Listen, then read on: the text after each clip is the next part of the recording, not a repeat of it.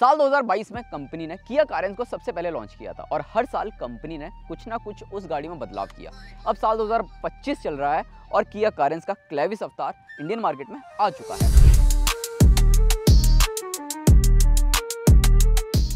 अब किया कारेंस और किया कारेंस क्लेविस, इन दोनों गाड़ियों में फ़र्क क्या है वो तो मैं आपको इस वीडियो में समझाऊंगा ही, लेकिन पहले मैं आपको ये बता देता हूँ कि किया कारेंस क्लेविस किया कारेंस के मुकाबले थोड़ी और ज़्यादा प्रीमियम है।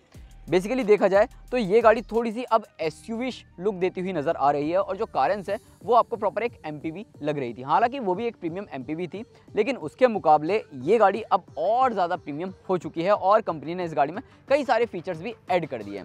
फ्रंट प्रोफाइल अगर आप देखेंगे तो यहाँ पर जो एलईडी हेडलाइट का ट्रीटमेंट है, डीआरएल का ट्रीटमेंट है, वो पूरी तरह अलग कर दिया है। अपराइट बोनेट कर दिया है और ग्रिल अगर आप देखेंगे तो वो बिल्कुल चेंज कर दिया। 360 डिग्री पार्किंग व्यू कैमरा मिल जाता है और ये जो वेरिएंट आप देख रहे हैं मेरे सामने, ये है HTX प्लस नहीं है। तो ऐसे में इस गाड़ी में आपको एडास लेवल के फीचर्स नहीं मिलते, तो यहाँ पर आपको नीचे की तरफ रडार भी देखने को नहीं मिल रहा होगा। बाकी 4 पार्किंग सेंसर्स फ्रंट में ज़रूर देखने को मिल जाते हैं और बेस्ट पार्ट तो इस गाड़ी की जो हेडलाइट है उसका थ्रो बहुत ही ज़बरदस्त है। साइड से आपको बहुत ज़्यादा बदलाव देखने को नहीं मिलेगा, लेकिन हाँ 17 इंच के एलॉय व्हील्स आपको देखने को मिल जाते हैं। कारेंस में आपको टॉप वेरिएंट में सिर्फ 16 इंच के ही मिल रहे थे। बाकी एलॉय व्हील का जो डिज़ाइन है वो पूरी तरह अलग कर दिया है। इसके अलावा जो डोर हैंडल्स हैं, ओआरवीएम्स हैं, वो आपको सेम वैसे ही देखने को मिलते हैं जैसे कि आपको कारेंस में देखने को मिल रहे थे। बाकी रूफ रेल्स आपको देखने को मिल जाती है। बाकी सी पिलर के बाद अगर आप पीछे की तरफ देखेंगे तो ये वाला पार्ट आपको ऑब्वियस सी बात है बदला हुआ नजर आएगा। एंड रियर से इस गाड़ी की जो टेल लाइट है वो पूरी तरह बदल दी गई है और ऑब्वियस सी बात है पहले के मुकाबले ज़्यादा प्रीमियम एंड मॉडर्न नज़र आ रही है। बाकी कारेंस का तो बैज सेम मिलता ही है, लेकिन नीचे एक छोटा सा क्लेविस का बैज ज़रूर दे दिया गया है।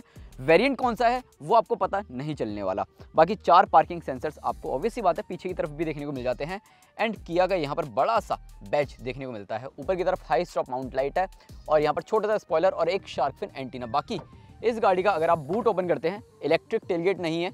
HTX वेरिएंट में आई थिंक टॉप वेरिएंट है, उसमें भी आपको इलेक्ट्रिक टेलगेट देखने को नहीं मिलता है। बाकी यहाँ पर आपको 216 लीटर का बूट स्पेस मिल जाता है अगर तीनों रोज अनफोल्ड है। बाकी अगर आप थर्ड रो को फोल्ड कर देते हैं तो ऑब्वियस सी बात है आपको 699 लीटर्स का बूट स्पेस मिल जाएगा, जो कि काफ़ी ज़्यादा है। किया कारेंस क्लेविस के अगर आप इंटीरियर में आएंगे तो यहाँ पर ऑब्वियस सी बात है जो मौजूदा कारेंस है उसके मुकाबले काफ़ी सारे इंप्रूवमेंट्स इस गाड़ी में किए गए हैं। अब ये तो मैं बैठा हूँ HTX वेरिएंट में, ऑब्वियस सी बात है टॉप वेरिएंट से लोअर वाला वेरिएंट है ये, तो ऐसे में बहुत सारे फीचर्स आपको इस गाड़ी में मिलेंगे ही नहीं, लेकिन फिर भी मैं आपको बता दूंगा कि क्या क्या फीचर्स ऐसे हैं जो कि आपको टॉप मॉडल्स में मिलेंगे। अब देखो इस गाड़ी में अगर आप देखेंगे तो जो मौजूदा कारेंस है उसके मुकाबले जो डैशबोर्ड है वहाँ पर प्लास्टिक की क्वालिटी इंप्रूव की गई है। थोड़ा सा जो ट्रीटमेंट है वो अलग किया गया है। अब आपको बड़ा इंफोटेनमेंट सिस्टम मिल जाता है, बड़ा इंस्ट्रूमेंट क्लस्टर मिल जाता है एंड ऑब्वियस सी बात है टच एंड सेंस तो काफ़ी ज़्यादा बढ़िया ही है। अब देखो इस गाड़ी में सारी चीज़ें बढ़िया हैं, लेकिन एक चीज़ जो कि निराश करती है वो क्या कि अभी भी आपको इस गाड़ी में wireless Apple CarPlay Android auto नहीं मिलता इस बड़े इंफोटेनमेंट सिस्टम के साथ। अगर आप लोअर वेरिएंट्स में जाएंगे ना तो हो सकता है वहाँ पर आपको मिल जाए। बाकी यहाँ पर अगर आप देखेंगे जो ट्रीटमेंट है वो बिल्कुल नया है और बहुत ही ज़्यादा प्रीमियम एंड हाईटेक भी है। अगर आप यहाँ देखेंगे तो यहाँ पर जो सेटअप वगैरह है, यहाँ आपको नेविगेशन, मैप और रेडियो के कंट्रोल्स वगैरह तो देखने को मिल जाते हैं और इसी में ही आपको HVAC के भी सारे कंट्रोल्स मिल जाते हैं। सिर्फ एक बटन टच करके आपको सारे कंट्रोल का एक्सेस मिल जाता है। बाकी सेंटर कंसोल अगर आप देखेंगे तो जो सेंटर कंसोल है वहाँ थोड़े बहुत आपको बदलाव देखने को मिलते हैं। बाकी सेम एज इट इज़ वैसा ही है। यहाँ आपको 12 वोल्ट का सॉकेट बीच में मिल जाता है। लेफ्ट साइड में आपको USB पोर्ट और राइट साइड में आपको टाइप C पोर्ट। बाकी जैसा कि बताया कि टॉप वेरिएंट नहीं है तो यहाँ पर कुछ कंट्रोल्स की कमी आपको महसूस होती है। वायरलेस चार्जिंग पैड आपको मिल जाता है और यहाँ पर अगर आप देखेंगे 2 बड़े बड़े से कप होल्डर्स मिल जाते हैं और आप यहाँ पर इस तरीके से एक छोटा सा डस्टबिन भी रख सकते हैं। बेस्ट पार्ट ये है कि कंपनी ने जितनी भी चीज़ें दी हैं वो काफ़ी ज़्यादा बढ़िया दी हैं और काफ़ी सोच समझ कर दी हैं। यूटिलिटी वाइज कंपनी ने इस गाड़ी में काफ़ी बढ़िया काम किया है। अब देखो ये जो कप होल्डर्स है ये कूल्ड हैं। अगर आपने मारुति की XL6 या फिर अर्टिगा वगैरह में देखे होंगे जो कप होल्डर्स मिलते हैं वो प्रॉपर AC वेंट्स के साथ आते हैं, यानी कि कूल्ड कप होल्डर्स मिलते हैं। तो ऐसे में इसमें भी आपको वही देखने को मिल जाते हैं। बाकी यहाँ पर आर्मरेस्ट मिल जाता है और ये जो आर्मरेस्ट है इसे आप स्लाइड करके आगे पीछे नहीं खिसका सकते, लेकिन हाँ इसे अगर आप ऐसे ओपन करेंगे तो यहाँ पर छोटा सा स्पेस मिल जाता है और अगर आप इसे ओपन करेंगे तो और ज़्यादा आपको स्पेस मिल जाएगा। अब यहाँ पर आपको जो हैंड ब्रेक है वो मैनुअल मिलता है, कोई भी इलेक्ट्रिक पार्किंग हैंड ब्रेक आपको इस HT X वेरिएंट में नहीं मिल रहा। सीट्स अगर आप देखेंगे लेदर सीटें हैं और ये डुअल टोन फिनिश में आती हैं। अब अगर आप वेरिएंट्स वाइज देखेंगे ना, तो हर वेरिएंट में जो सीट्स का ट्रीटमेंट है, जो सीट्स के कलर ऑप्शन है, वो आपको अलग अलग देखने को मिलते हैं। और यहाँ पर आपको बेज के साथ नेवी ब्लू कलर का टेक्सचर देखने को मिल जाता है। बाकी स्टीयरिंग व्हील आपको पूरी तरह किया सीरोज की याद दिलाता हुआ नजर आएगा। सेम वही कंट्रोल्स आपको मिल जाते हैं, सेम वही स्टीयरिंग व्हील आपको मिल जाता है। साथ ही ये स्टीयरिंग व्हील आपको टिल्ट एडजस्टमेंट के साथ टेलीस्कोपिक भी मिल जाता है। और टॉप वेरिएंट से लोअर वाला वेरिएंट है, तो ऐसे में ये जो सीट्स हैं ये आपको मैनुअल एडजस्टमेंट के साथ देखने को मिलती हैं। इलेक्ट्रिक एडजस्टमेंट आपको सिर्फ टॉप वेरिएंट में ही देखने को मिलता है। बाकी इलेक्ट्रोक्रोमिक IRV में आपको मिल जाता है और डैश कैम भी कंपनी यहाँ पर ऑफर कर रही है। हालांकि मुझे लग रहा है ये एज एन एक्सेसरी का पार्ट हो सकता है। बाकी ऊपर की तरफ सनग्लास होल्डर कंपनी दे ही रही है। बाकी इस गाड़ी में आपको छोटी सी इलेक्ट्रिक सनरूफ ही मिलती है लोअर वेरिएंट में। अगर आप टॉप वेरिएंट की तरफ जाएंगे तो आपको बड़ी सी पैनोरामिक सनरूफ मिल जाएगी। बाकी यहाँ अगर आप देखेंगे तो कोई भी वैनिटी मिरर वगैरह नहीं है, लेकिन टिकट होल्डर है। और यहाँ देखेंगे तो वैनिटी मिरर है, लेकिन कोई भी लाइट नहीं है। बाकी सीट्स आपको बता दी कंफर्टेबल है, काफ़ी बढ़िया है। चलते हैं पीछे की तरफ और देखते हैं वहाँ पर क्या कुछ कंपनी ऑफर कर रही है। लेकिन एक दो चीज़ जो कि इस गाड़ी में मिसिंग है वो क्या, कि जैसे खुफिया स्पेस आपको मिल जाता था ना को ड्राइवर वाली सीट पर, नीचे की तरफ इस तरीके से स्लाइडिंग करके आपको एक छोटा सा स्टोरेज स्पेस मिलता था, वो अब इस गाड़ी में नहीं है। ग्लव बॉक्स जो है उसका साइज़ भी ठीक ठाक है। मुझे लगता है कि ग्लव बॉक्स का साइज़ और थोड़ा बेहतर हो सकता था। और दरवाज़ों पर अगर आप स्टोरेज स्पेस देखेंगे तो वहाँ पर आपको साइज़ डिसेंट मिल जाता है।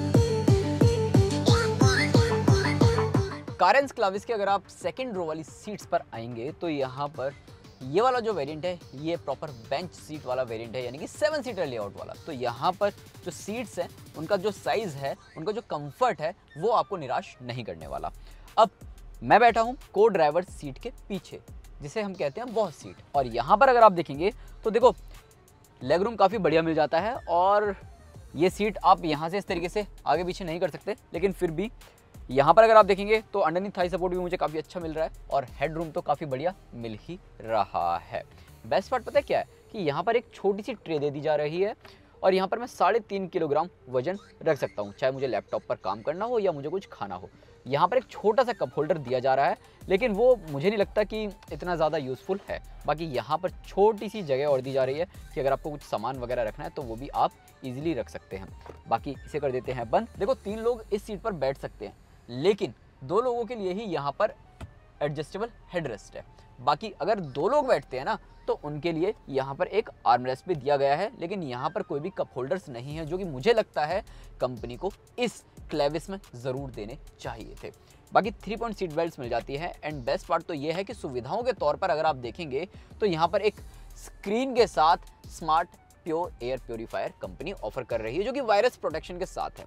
अच्छी चीज़ है ये। बाकी यहाँ पर अगर आप देखेंगे तो यहाँ पर AC का जो फ़ैन है उसका कंट्रोलर दिया जा रहा है, जो कि अगेन अच्छी चीज़ है। 2 टाइप सी USB पोर्ट्स दिए जा रहे हैं और एक छोटा सा कूल्ड आपको यहाँ पर स्टोरेज स्पेस देखने को मिल जाता है। फ्लोर ऑलमोस्ट फ्लैट है, तो यहाँ पर किसी तरीके की कोई दिक्कत देखने को आपको नहीं मिलती है। एंड बेस्ट पार्ट कि यहाँ पर प्रिवेसी के लिए कंपनी कर्टेंस ज़रूर ऑफर कर रही है, इस टॉप वेरिएंट से भी नीचे वाले वेरिएंट में। बाकी इस गाड़ी में कारेंस की तरह ही रूफ माउंटेड AC वेंट्स मिल जाते हैं। एंड कारेंस है तो ऑब्वियस सी बात है सीट्स काफ़ी ज़्यादा वर्सेटाइल कारेंस की भी थी एंड क्लेविस की भी है। तो यहाँ पर इन सीट्स को आप आगे पीछे भी इस तरीके से कर सकते हैं और इनका जो बैक एंगल रेस्ट है वो भी आप अपने हिसाब से इंक्रीज या डिक्रीज कर सकते हैं। सीट्स तो वर्सेटाइल हैं ही, लेकिन कारेंस की तरह इसमें भी आपको 1 टम्बल डाउन सीट्स मिल जाती है कि आप एक बटन प्रेस करो ये अपने आप फोल्ड हो जाएगी और आप इजीली 3rd रो वाली सीट्स पर जा सकते हैं और आराम से आप इस सीट को अनफोल्ड भी इस तरीके से कर सकते हैं। अब अगर आप यहाँ पर स्पेस देखेंगे ना तो मेरे लिए स्पेस बेहद कम है और इस सीट को अगर मैं थोड़ा सा और पीछे कर देता हूँ तो यहाँ पर मुझे लेग रूम बिल्कुल नहीं मिल रहा, अंडरनीथ थाई सपोर्ट बिल्कुल भी नहीं मिल रहा है और स्टोरेज स्पेस मुझे अच्छा खासा मिल रहा है। टाइप सी USB पोर्ट्स भी मिल जाते हैं और अगर मैं थोड़ा सा लंबा हूँ तो यहाँ पर मुझे एडजस्टेबल हेडरेस्ट ज़रूर मिल रहा है। 3rd रो वाली जो सीटों का मामला है वो थोड़ा सा ऐसा ही है, आप यहाँ पर सिर्फ छोटे बच्चे ही बिठा सकते हैं या फिर अगर आपके पास कोई पेट है तो वो आप यहाँ पर ईजिली बिठा सकते हैं।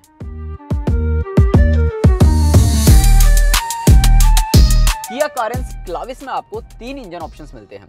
इस गाड़ी में आपको 1.5 लीटर का नेचुरली एस्पिरेटेड इंजन मिलता है, 1.5 लीटर का डीजल इंजन मिलता है, 1.5 लीटर का turbo petrol engine TGDI engine. अब हम जो गाड़ी चला रहे हैं वो चला रहे हैं डीजल मैनुअल, लेकिन फिर भी पावर फिगर्स मैं आपको थोड़े से बता देता हूँ। जो डीजल इंजन में चला रहा हूँ उसकी पावर है 116 PS और 250 न्यूटन मीटर का टॉर्क, 6 स्पीड मैनुअल ट्रांसमिशन और ऑटोमेटिक ट्रांसमिशन के साथ ये गाड़ी आती है। जो नॉर्मल 1.5 लीटर का नेचुरली एस्पिरेटेड इंजन है वो सिर्फ मैनुअल ट्रांसमिशन के साथ आता है।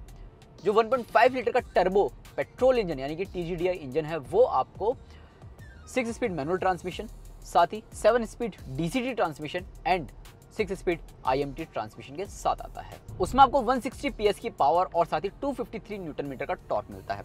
चलाने में कैसी है वो जब हम चलाएंगे तब आपको बता ही देंगे, फिलहाल जो चला रहे हैं उसके बारे में आपको बता देते हैं। तो देखो डीजल इंजन है, डीजल इंजन काफ़ी अच्छा खासा आपको इसमें मिल जाता है, रिफाइंड है, स्मूथ है और इनफ पावर आपको प्रदान करता हुआ भी नज़र आ रहा है। मैनुअल ट्रांसमिशन के साथ चला रहा हूँ तो ऐसे में इस गाड़ी में आपको जो गियर शिफ्टिंग है वो काफ़ी ज़्यादा स्मूथ देखने को मिलती है। क्लच का जो ट्रैवल है वो आपको कम से कम देखने को मिल जाता है। इनफैक्ट आप हाफ क्लच दबा के भी इस गाड़ी के जो गियर्स हैं उन्हें आप शिफ्ट कर सकते हैं। इसके अलावा लो रेव से अगर आप हाई रेव पर लेकर जाते हैं, जो इंजन है वो आपको काफ़ी हैप्पीली नेचर के साथ देखने को मिलता है। आपको कहीं से भी किसी तरीके की कोई दिक्कत देखने को नहीं मिलती है। एंड यस, अगर आप थोड़ा सा एक्सेलरेट करते हैं तो इंजन हल्का सा एग्रेसिव तो ज़रूर होता है, लेकिन वहाँ पर इंजन आपको इरिटेट करता हुआ नज़र नहीं आएगा, बल्कि आपको एक स्पोर्टी सा साउंड देता हुआ ही नज़र आता है। स्टीयरिंग का फीडबैक काफ़ी ज़्यादा बढ़िया है, आपको किसी तरीके की कोई दिक्कत देखने को नहीं मिलती है। एंड ऑफकोर्स इस गाड़ी की जो राइड क्वालिटी है वो बहुत ही ज़बरदस्त आपको देखने को मिल जाती है। अब अगर हम माइलेज की बात करें तो माइलेज इस गाड़ी से आपको ठीक ठाक मिल जाता है। कंपनी क्लेम करती है कि आपको 19 kmpl से ज़्यादा का माइलेज मिल जाएगा, लेकिन रियल वर्ल्ड कंडीशन में ये गाड़ी आपको आराम से 16 से 17 किलोमीटर प्रति लीटर तक का माइलेज ऑफर कर देती है। वो भी डिपेंड करता है कि आप चला कैसे रहे हैं।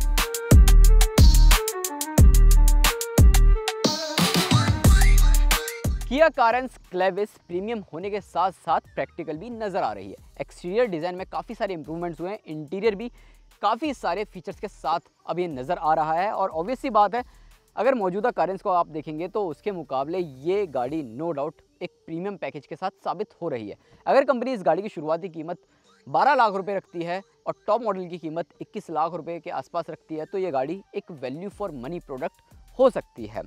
ओवरऑल देखा जाए, हमने डीजल इंजन चलाया, मैनुअल ट्रांसमिशन के साथ चलाया। नया वाला जो टर्बो पेट्रोल इंजन है वो हमने नहीं चलाया। अगर वो चलाएंगे तो ऑब्वियस सी बात है उसके बारे में भी आपको बता ही देते हैं, लेकिन जब चलाएंगे तब आपको उसके बारे में सारी जानकारी मिल जाएगी। अब ये जो वेरिएंट अगर आप देख रहे हैं, इस वेरिएंट में अगर कंपनी एक दो फीचर्स और ऐड करती तो और ज़्यादा बेहतर होता है। जैसे कि वेंटिलेटेड सीट्स कंपनी इसमें दे देती और साथ ही wireless Apple CarPlay, Android Auto दे देती तो ज़्यादा बेहतर होता। बाकी ओवरऑल आप बताओ आपकी क्या राय है इस नई किया कारेंस क्लेविस को लेकर। और हाँ, वीडियो पसंद आया हो तो लाइक करें, शेयर करें और पहली बार अगर इस चैनल पर वीडियो देख रहे हैं ना तो सब्सक्राइब करना ना भूलें।